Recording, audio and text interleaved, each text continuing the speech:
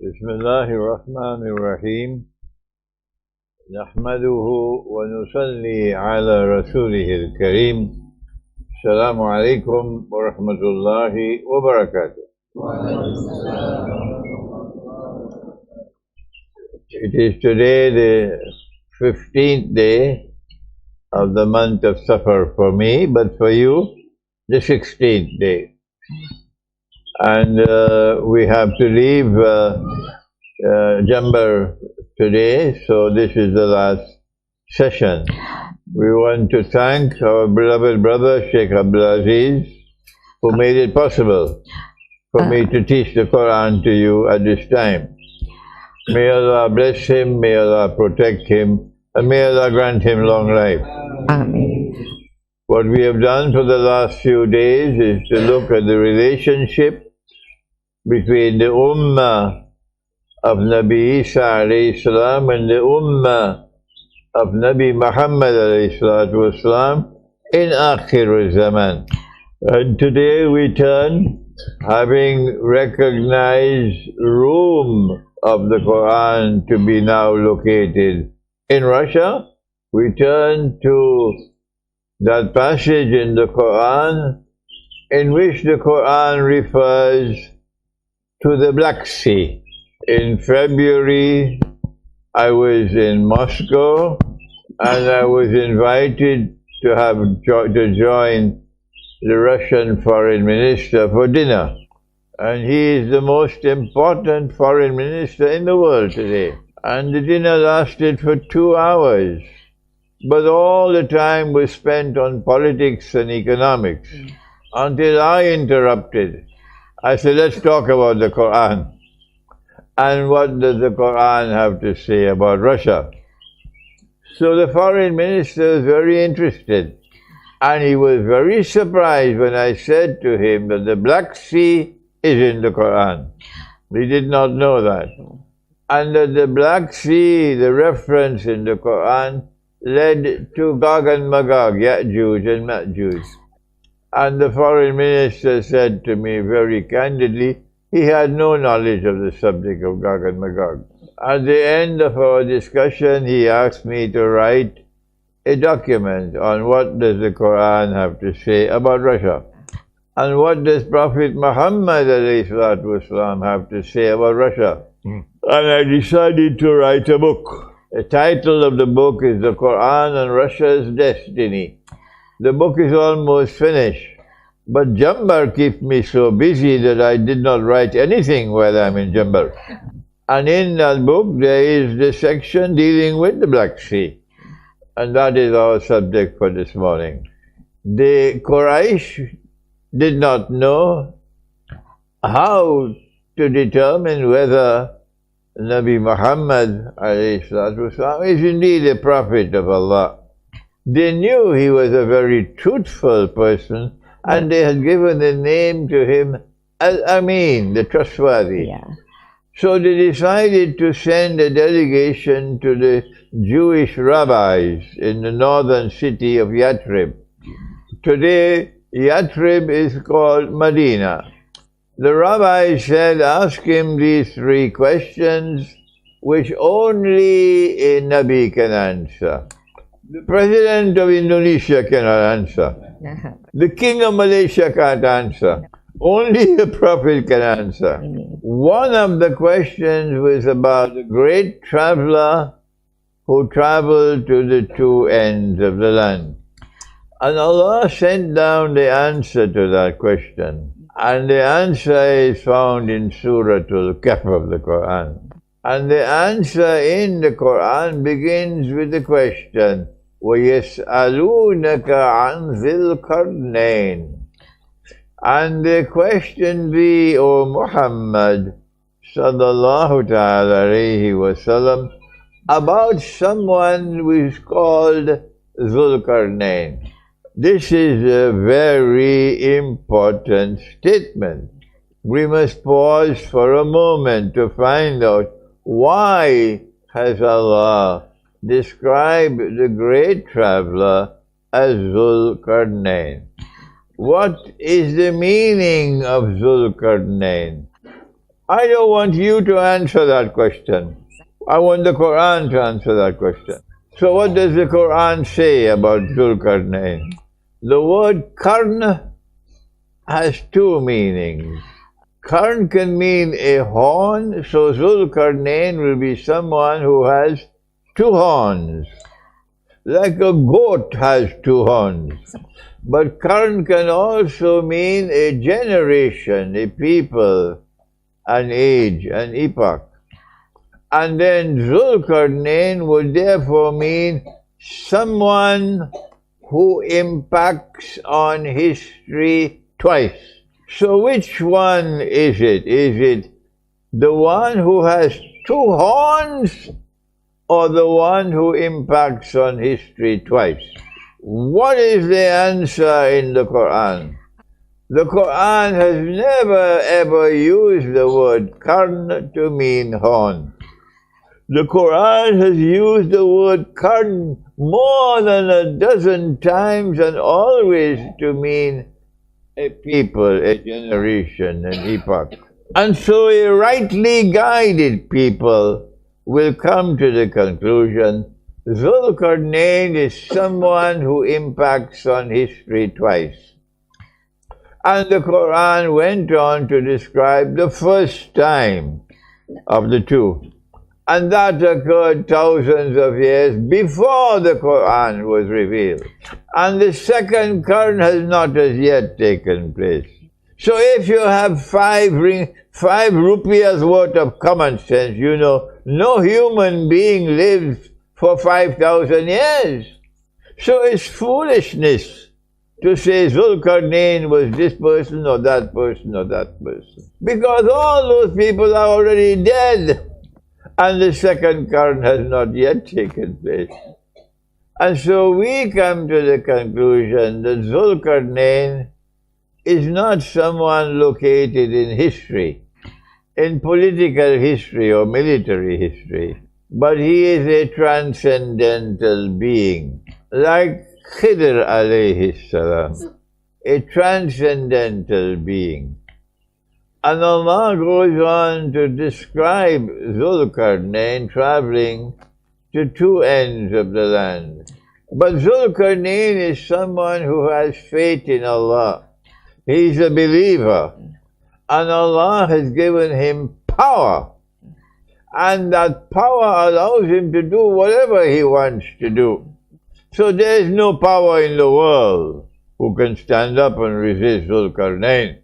And when he traveled in the direction of the setting of the sun, so west, he came to a body of water that the Qur'an describes as Ainun Hamiyah, a body of water which was dark and murky. Can we identify this body of water? Yes, we can. Because Surah Al-Kahf gives us the geography of the story. After he traveled to the two ends of the land, he made a third journey. And he came to a pass between the mountains. And there he came across Gog and Magog. And Gog and Magog commit fasad. Fasad means conduct which is evil. Can a goat commit fasad? Can a horse commit fasad? Can a mountain commit fasad? No. Fasad is sinful conduct.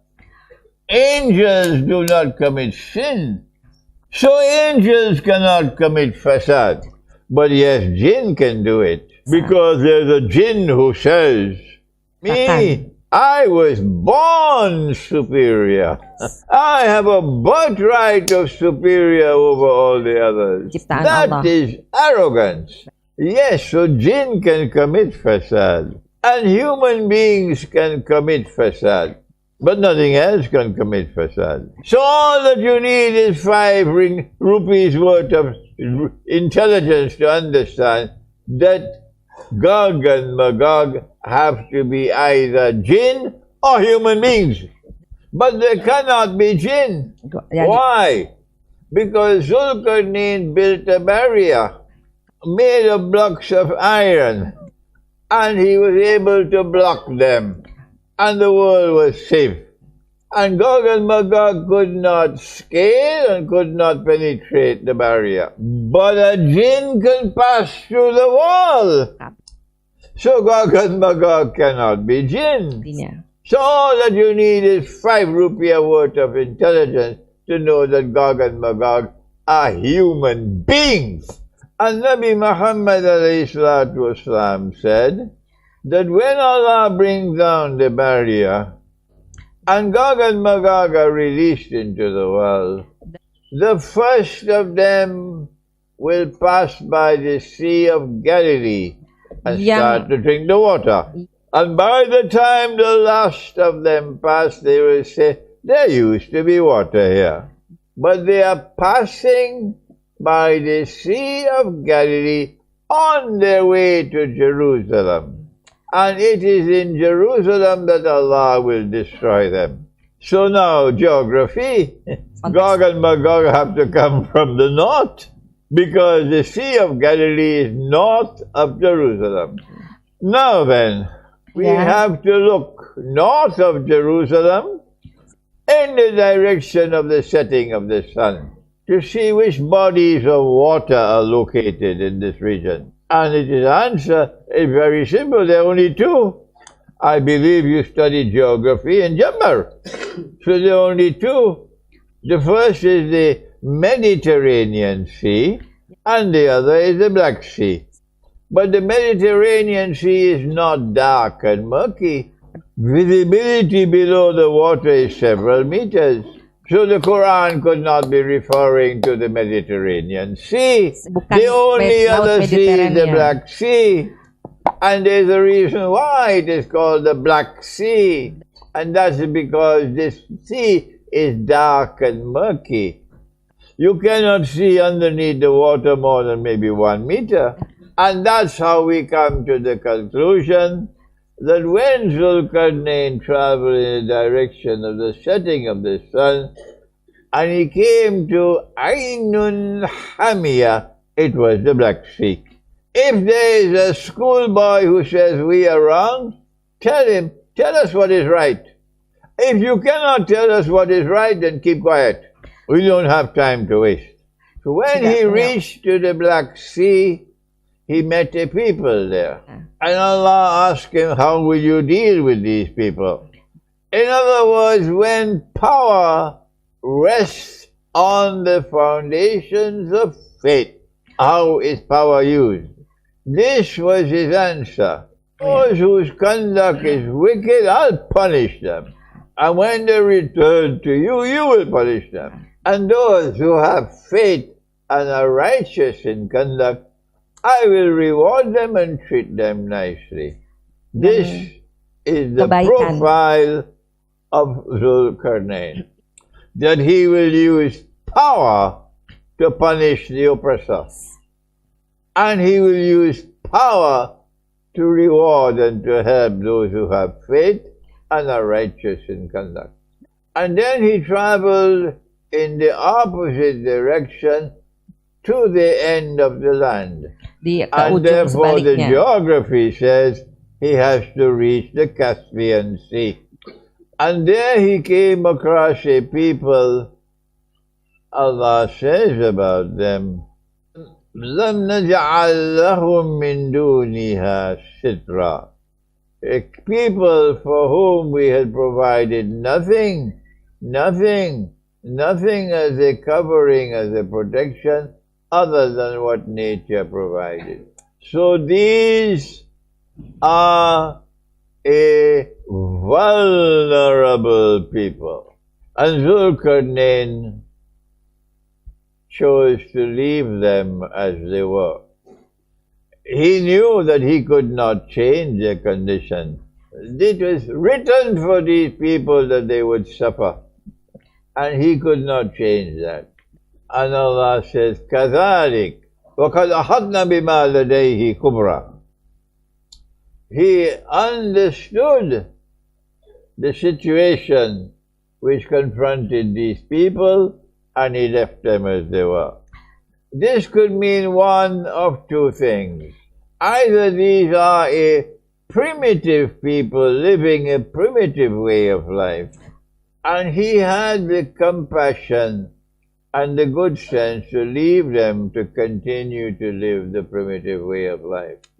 Or there is a second explanation, that these are a people who will continuously suffer in history. And Zulkarnain could not change that. Who are these people? Who are vulnerable. And so their enemies will always be attacking them and terrorizing them. If this second one is the correct explanation, then only one people qualify, and that is the Armenian Christian people. They suffered genocide in 1914. More than 1 million of them were killed, and now they are living in Armenia. And our Muslim people, we are the ones who terrorize them. Muslims in Turkey and Muslims in Azerbaijan, they want to suck their blood. They hate the Christian people. They would love to have another genocide. This could be the meaning of that they are a people, لَمْ نَجْعَلْ لَهُم مِّن دُونِهَا سِتْرًا. And Allah knows best. Then Zulkarnain traveled in a third direction to a pass between the mountains, and between the Black Sea and the Caspian Sea is the Caucasus Mountains. And there's only one pass in between the Caucasus Mountains. And there he came across a people who said to him, "Oh Zulkarnain, we need your help. Gog and Magog are being very wicked.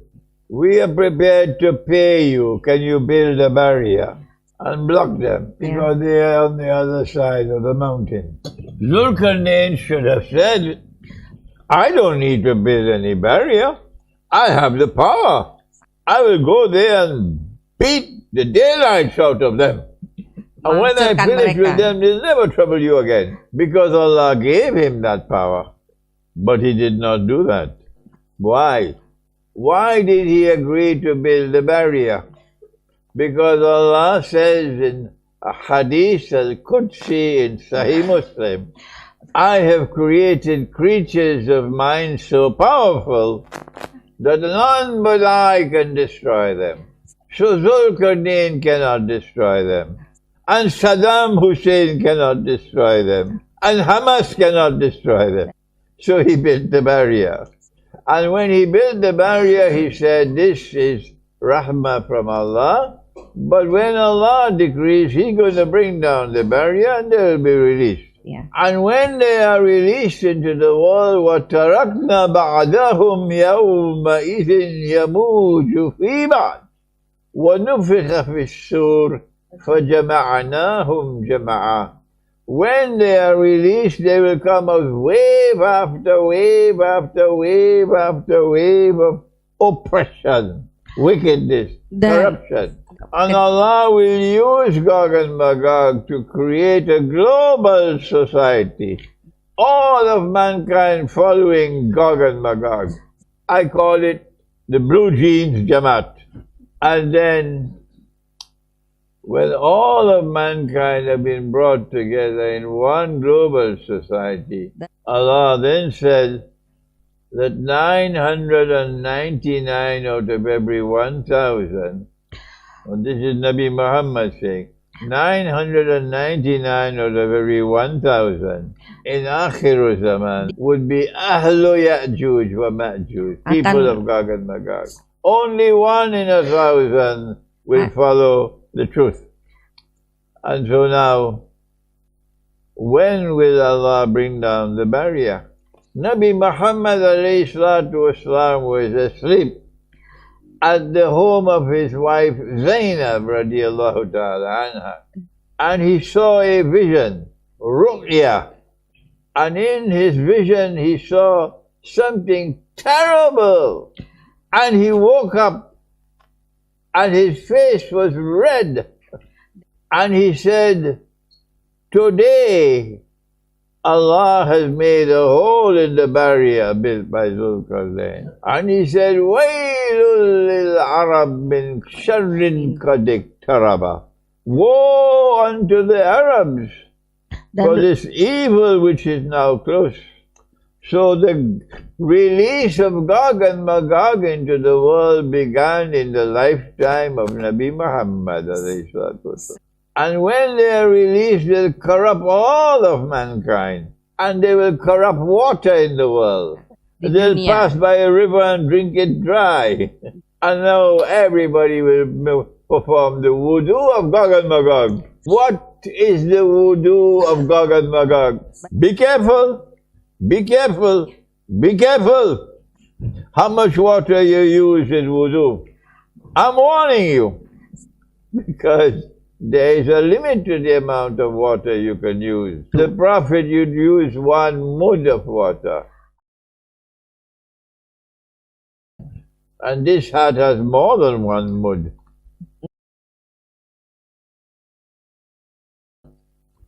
My duty is to warn you that nearly all of us today are performing wudu of Gog and Magog. And our wudu has been corrupted. Up to you now to decide how much water you use. I leave this matter with you. I leave this matter with you. We leave Nabi Muhammad والسلام, and the hadith with Zainab radiallahu ta'ala, and we go to Surah Al-Anbiya. And in Surah Al-Anbiya, Allah speaks of the release of Gog and Magog. Allah speaks of a town. He does not identify the town. He says that He destroyed the town, and He expelled the people of the town. And He placed a ban on them. They could never return to reclaim this town as their own until 2 things happen. Number 1, Gog and Magog are released. Number 2, they spread out all over the world. And with their indestructible power, they take control of power in the world. Then Gog and Magog will bring these people back to that town. Question, which town is it? Answer, let Nabi Muhammad ﷺ answer the question. Has our Prophet identified any town connected with Gog and Magog? Answer, yes. He said that Allah will destroy Gog and Magog in Jerusalem. So what Surah Al-Anbiya is saying is that Allah destroyed Jerusalem. Allah expelled the Jews. Allah placed a ban on the Jews. They could never return to Jerusalem to reclaim it as their own, until Gog and Magog are released, and they spread out all over the world. And with their indestructible power, they take control of power in the world. And this will occur only once in history. So if it has already happened, and you can't see it, you have only peanuts in your head. The Jews are back in Jerusalem today. They didn't go back as tourists. They went back to reclaim Jerusalem as their own. Who brought them back? That's the question. If you can answer that question, you can identify Gog and Magog. Answer, those who control power in modern Western civilization, they brought the Jews back. They not only control power in modern Western civilization, they also control power in Israel. So Hamas made a mistake last October. You cannot defeat Gog and Magog. What you can do is to build a barrier to protect yourself. Zulkarnain built a barrier made of iron. Hamas has to search for a political barrier. They have to search for an economic barrier. They have to search for a cultural barrier. They have to search for a spiritual barrier. Now then, if the first current occurred thousands of years ago. When will the second Qarn take place? Because he is Zulqarnain. All we have to do is to identify the second Qarn and our lecture is finished.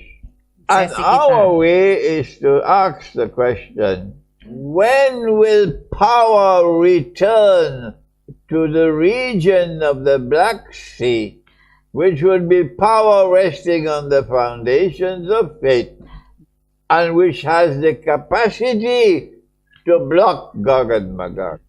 In 2014, while the rest of us were eating durian and very busy, Russia recovered Crimea. And when Russia recovered Crimea, power returned to the region of the Black Sea, power resting on the foundations of faith. And this power is resisting Gog and Magog in Ukraine today. And this power is helping those who have faith and are righteous in conduct. 2 days ago, the Russian president announced that the borders of Russia are open, that people who are oppressed in the world, oppressed by Gog and Magog, and you want a place to go where you can be safe, you can come to Russia.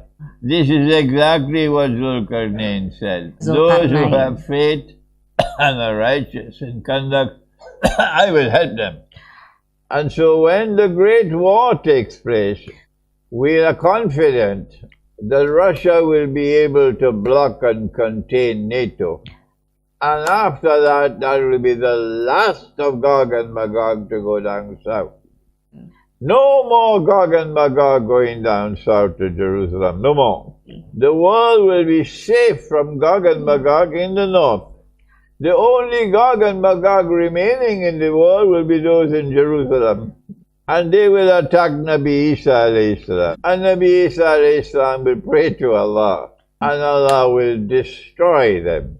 And Nabi Isa alayhi salam will kill Dajjal. When Dajjal is killed, and Gog and Magog are destroyed, bye-bye Israel.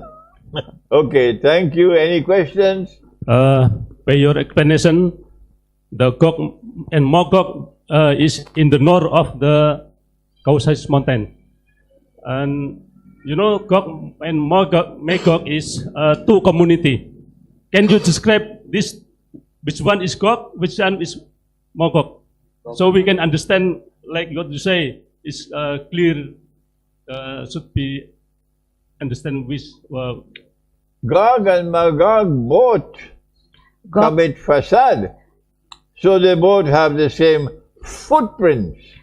But when we see two footprints instead of one, then we see Gog and Magog. Okay? They brought for us the motor car only 100 years ago. And sensible people will give one universal system for all of mankind. We all drive on one side of the road. But no, most of Europe on the right side of the road. Not Britain. Britain drive on the left side of the road. It's not only stupid, it's also dangerous. And they have enough common sense to be able to have one uniform system. But Qiyamah will come and they still have the driving on two sides. Most of mankind now buy gasoline by the liter. But not the United States. No. We buy by the gallon. It will be cheaper, more sensible if we have one uniform system of weight and volume. No. In the United States it's gallons. Most of mankind measure distance in kilometers. Uncle Sam says, no, it's miles. You want me to continue? Yeah. Most of mankind measure the temperature centigrade. Last night, 24 degrees, Jambar. And in the day, maybe 31, 32. No, says Uncle Sam, not centigrade, Fahrenheit. This is the different footprints Ini when ada there should be one footprint. Next question. The hadith says that 999 will become Ahlu Ya'juj and Ma'juj, meaning people who join the Jamaat of Gog and Magog. So you have the Asli Ya'juj and Ma'juj, the original, and now you have the visitors who are Gog and Magog. Be careful, you're going to have plenty Ahlu Ya'juj and Ma'juj in Indonesia, plenty Ya'juj and Ma'juj in Africa, plenty Ya'juj and Ma'juj in Pakistan.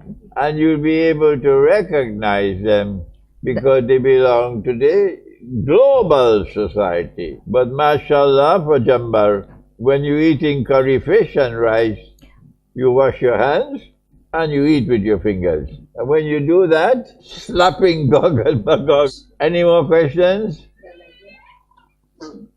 Okay, that's enough for today. So make dua that Allah might give us a safe travel today. minta doanya kita And tomorrow we selamat. fly from Surabaya, Ya. inshallah. But if Allah so wills, Ya. I will come back again in December, inshallah.